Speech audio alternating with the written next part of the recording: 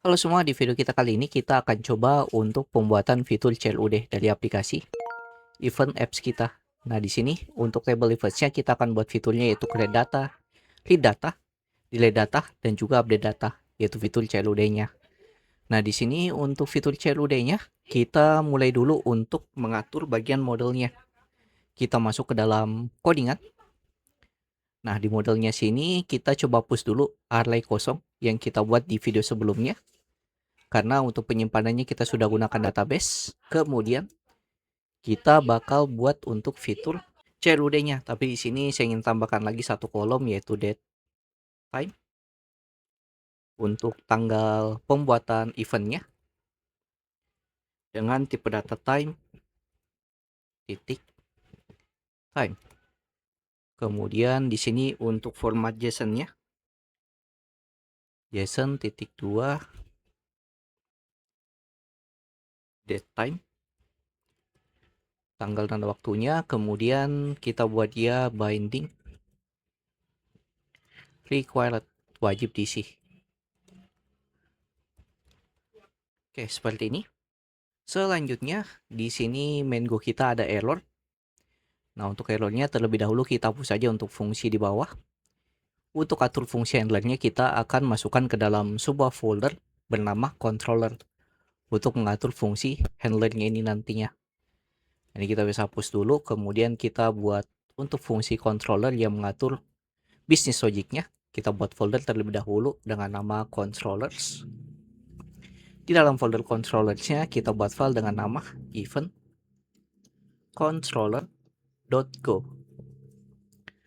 Nah, di sini kita akan buat fitur untuk handlernya. Kita buat dulu untuk package controllernya. Kemudian di sini kita akan buat fungsi. Pertama untuk create event. Pembuatan eventnya. Di sini konteks. Kemudian bintang. In konteks. Nah, kemudian di sini kita buat variabel untuk pengambilan modelnya. Sini dari event. Ambil dari models titik event. Kemudian kita buat kondisi jika validasinya error. Sini jika error konteks titik should JSON dari event kita add event. Maka jika errornya itu bernilai nil, nah di sini mungkin kita buat kayak gini. Oke, di sini kita buat kondisi jika errornya tidak nil atau terjadi error untuk validasi inputan kita, maka kita bisa konteks titik JSON, kita tampilkan responnya berupa JSON dengan kode http titik status bad request. Status bad request. Kemudian kita buat map untuk outputnya. Di sini gin x. Kita tampilkan errornya. Nah, errornya di sini kita bisa tampilkan saja errornya apa. Error. Oke, seperti ini. Kemudian di bagian bawah kita buat dummy dulu untuk bagian dari user ID-nya ini.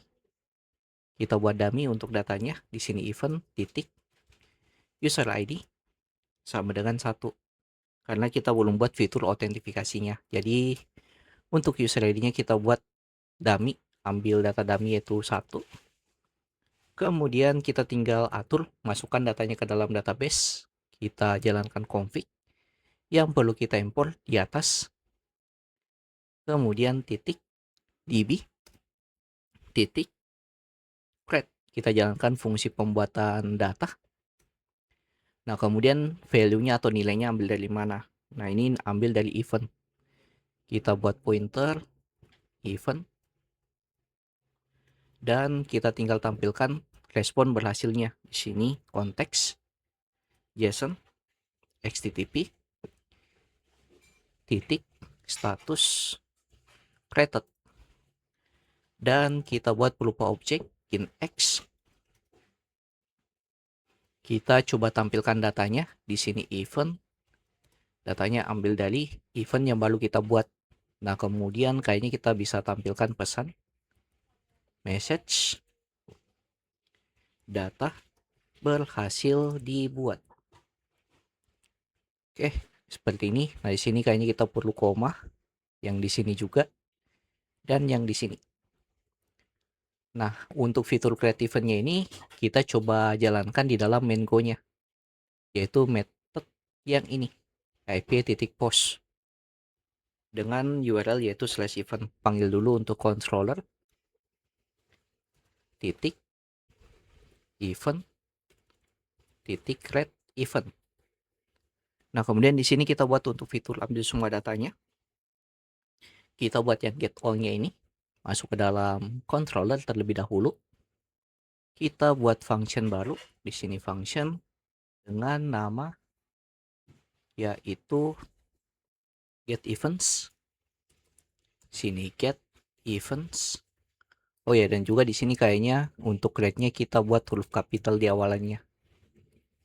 Nah, supaya info di dalam main Go-nya itu tidak terjadi error di sini. Oke. Nah, kemudian tinggal get semua datanya. Di sini kita jalankan lagi konteks. Bintang gin titik konteks. Nah, di sini untuk pengambilan semua data kita buat variabel dulu events yang menampung array kosong yang nilainya ambil dari models event. Kemudian di sini kita tinggal ambil semua data dari database kita, config db titik find. Find untuk ambil semua data berdasarkan data yang ada di dalam event kita. Di sini pointer pakai dan event. Kemudian kita tinggal tampilkan untuk status berhasilnya. Di sini statusnya status oke. Nah, kemudian yang dia tampilkan yaitu events. Nah, ini berhasil tampil semua event. Oke, tidak ada error sama sekali. Kita tinggal daftarkan di sini. Kita daftarkan melalui controller yaitu get event. Nah, ini kayaknya karena lebih dari satu kita buat dia get events pakai S. Sini juga. Oke, di sini kita coba jalankan aplikasi kita terlebih dahulu via terminal. Kemudian tinggal jalankan go run titik. Oke, di sini aplikasinya sudah jalan. Kita coba testing via Postman sekarang. Nah, pertama di sini kita coba masukkan dulu data kita masuk ke dalam database ini. Jadi inputannya ada name, description, sama location dan date time. Nah, untuk format date time-nya seperti ini. Jadi tanggal terlebih dahulu, tahun, bulan, kemudian hari atau tanggalnya, kemudian T untuk time-nya. Dan untuk waktunya terakhir kasih Z. Nah, kemudian di sini location, description, sama name-nya. Nah, di sini kita coba langsung send. Mudah-mudahan berhasil. Nah, di sini berhasil nih, datanya masuk. Kita cek langsung ke dalam database. Kita masuk ke dalam web browser di NeonDB. Kita refresh. Nah, ini datanya masuk. Dari data yang kita inputkan. Dari name-nya, description-nya, location-nya, dan juga user ID-nya. Berhasil kita inputkan ke sini. Nah, selanjutnya kita coba untuk tampil semua datanya, tapi sebelum itu kita buat lagi satu data. Contoh di sini event 18 Agustus. Di Pinrang. Send. Data yang kedua berhasil masuk. Berarti ada dua data dalam database kita. Kita coba read semua datanya. Kita send. Nah, datanya bakal tampil berupa array. Kemudian data lamnya itu berupa struct atau map di sini. Ya, data pertama dan data yang kedua. Nah, di sini datanya sudah kita buat. Nah, selanjutnya kita akan buat untuk fitur detail dari datanya berdasarkan parameter ID-nya. Nah, di sini kita coba masuk ke dalam codingan. Pertama, kita buat dulu untuk rutenya API dengan method get dengan URL yaitu /events/. Nah, untuk pembuatan parameter rute, kita buat seperti ini. Titik 2, kemudian nama parameternya ID. Jadi apapun yang kita masukkan setelah atau dalam slash ID-nya ini, itu akan jadi parameternya yang bisa kita terima nilainya. Nah, contohnya di sini kita masukkan 1, berarti URL-nya /event/1. Ya, nanti kita bisa ambil nilainya berdasarkan parameternya yang ada di sini. Nah, kemudian kita tinggal buat handlernya. Nah, handlernya kita masuk ke dalam event controller. Kita buat function, ini kita bisa copy saja. Kita paste ke sini. Di sini get event by ID. Kemudian di bawah sini yang kita tampilkan cuman berbentuk objek saja atau berbentuk struct. Jadi kita tidak tampilkan berupa array. Nah, kemudian kalau kita ingin tampilkan, kita coba ambil dulu parameternya. Di sini params ID. Kita ambil parameter ID-nya, caranya kita bisa ambil berdasarkan konteks. Titik param.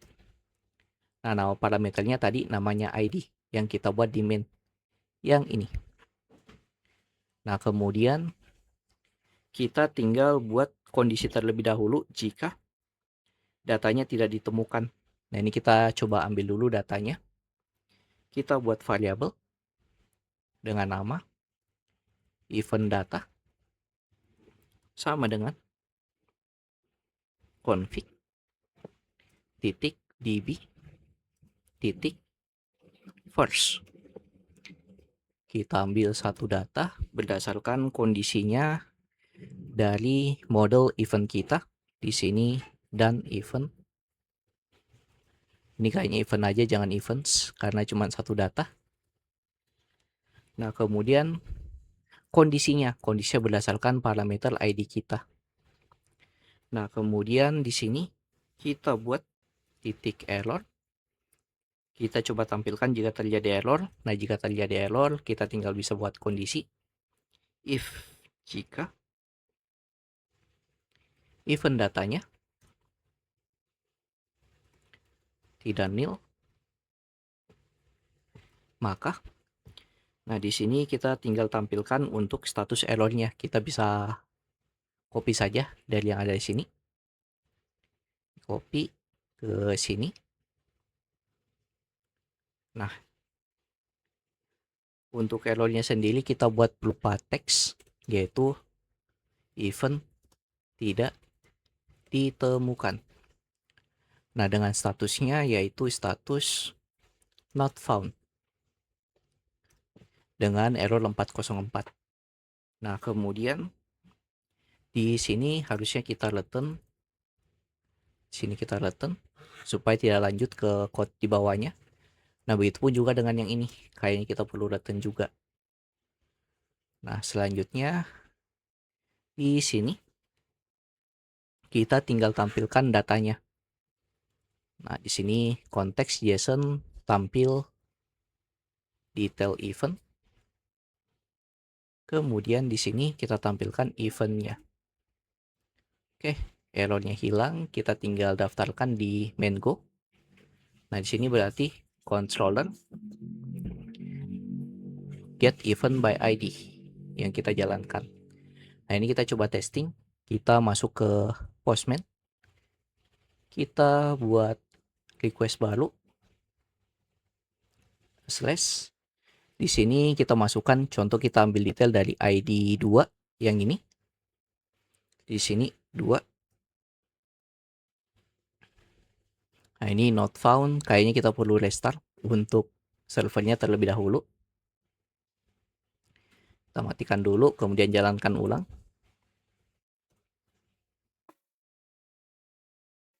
Oke, kemudian kita coba testing lagi di Postman. Kita send. Nah, di sini bakal tampil data dengan ID 2. Nah, kemudian kalau kita masukkan yang ID-nya tidak ada, nah data kita kan cuma ada ID 1 dan ID 2. Nah, bagaimana jika saya masukkan di sini data dengan ID 20? Nah, di sini bakal muncul error 404, yaitu event tidak ditemukan dari kondisi error yang kita buat tadi. Nah, di sini sudah berhasil untuk bagian detailnya. Kita bisa save untuk request-nya. Event app, bagian event. Nah, ini untuk create event by ID. Nah, selanjutnya kita buat untuk fitur update-nya. Nah, dan juga langsung kita buat juga untuk fitur delete-nya. Ini kita masuk ke dalam codingan. Kita buat dulu fiturnya di dalam controller-nya. Di sini. Di bawah sini kita buat untuk fungsi update-nya terlebih dahulu. Di function update event. Ini kita harus buat huruf kapital di awal. Update event, konteks, bintang, gin, konteks. Nah, di sini kita buat variabel event dari model eventnya. Kemudian kita coba ambil juga untuk parameter ID-nya. Nah, ini kita bisa copy dari yang ini sampai ke sini. Karena nanti untuk update-nya ini kita ambil juga nilainya berdasarkan parameter ID-nya untuk melakukan update datanya. Nah, kemudian kita buat untuk fitur inputnya sekarang. Di bawah var input models event, kemudian di sini error. Ini jika error dari inputannya. Nah, untuk inputan kita bisa copy dari fitur error inputan yang kita buat di atas, yang di sini sampai ke sini. Kita coba masukkan ke sini. Dan di sini bukan event tapi input. Nah, kemudian kita coba buat untuk update datanya berdasarkan fitur dari database. Sini config db titik models add event. Di sini kita masukkan pointernya event yang kita update berdasarkan inputan kita. Sini input. Kemudian sini update pakai S. Nah, kemudian di sini tinggal konteks kita tampilkan untuk responnya. Nah, respon seperti yang ada di sini. Ini kita paste ke sini. Sini data berhasil diupdate. Nah, kemudian kita tampilkan data updatean kita yang terbaru. Ini kita bisa save, kemudian kita tinggal masukkan ke endpoint-nya, kita daftarkan dengan method put untuk lakukan di update. Kemudian slash event slash parameter ID controller. Nah, ini kayaknya belum terpanggil untuk fitur update kita. Oh ya, udah ada. Nah, update event. Dan kita buat juga untuk delete sekarang. Ini delete events slash parameter ID. Nah, di sini kita buat dulu untuk controllernya. Kita buka lagi controller, kita buat function handlernya. Sini delete event. Delete event. Nah, untuk delete eventnya sendiri, kita atur dulu untuk konteksnya. Konteks in konteks. Nah, di sini untuk delete event kita buat variabel untuk ambil eventnya terlebih dahulu dan parameternya. Dan cek event datanya kalau ada berdasarkan parameter ID-nya. Nah, kemudian kita tinggal delete. Di sini config titik db titik. Di sini kita bisa tambahkan unscope.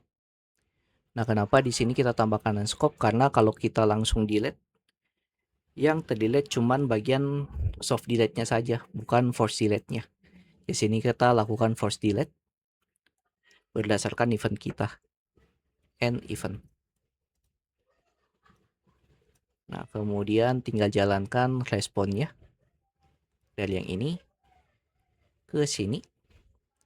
Status oke, berhasil, data berhasil di delete. Oke. Mungkin seperti ini untuk aplikasi kita. Nah, kemudian kita tinggal daftarkan delete-nya terlebih dahulu.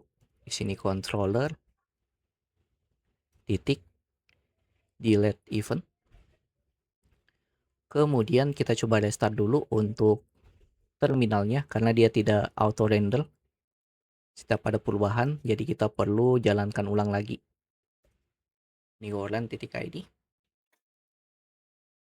Oke. Kemudian kita coba testing di Postman. Nah, pertama kita testing dulu untuk bagian update. Sini untuk update kita pakai method put. Nah, contoh kita ingin update data dengan ID 2. Kita coba update data yang ini. Yang ID-nya 2. Kita masukkan di sini /2. Kemudian kita masukkan bodinya. JSON kita bisa copy saja dari crate-nya. Nah, kemudian kita edit semua nilainya. Di sini test 123, description-nya test edit 123. Sini Makassar. Kemudian date-nya mungkin 2030. Nah, ini kita coba testing berhasil atau tidak, kita send. Nah, di sini update-nya berhasil. Kita cek di read all event. Nah, di sini berhasil yang ID-nya 2. Jamnya berhasil berubah, deskripsinya juga, dan juga location-nya. Nah, berarti untuk update-nya ini sudah berhasil. Kita tinggal testing untuk delete-nya sekarang. Di sini update event. Kemudian tinggal delete event-nya. Nah, ini kita coba delete yang ID-nya 2. Sini kita masukkan method delete, kemudian send. Ini data berhasil di delete. Kita cek delete all event. Nah, di sini juga berhasil ke delete. Nah, begitu pun juga yang ada dalam database. Kalau kita refresh, ini ID 2 terhapus. Kalau kita hapus yang ID-nya 1, di sini ID 1, ini berhasil terdelete. Kita cek di dalam database. Nah, di sini juga bakal terhapus. Jadi kosong lagi data kita. Nah, jadi di sini kita berhasil untuk pembuatan fitur CLUD dari event kita di sini. Dari fitur CLUD, yaitu dari C-nya yaitu create data, kemudian L-nya dari read data, U-nya dari update data, dan juga D-nya dari delete datanya. Nah, fitur CLUD dari event kita ini berhasil kita buat. Jadi, kalau ada error di dalam codingannya, silahkan masuk ke grup Discord yang ini ada di pin komen. Jangan lupa like, comment, dan share ke teman-teman kalian. See you next video. Have a nice day and bye.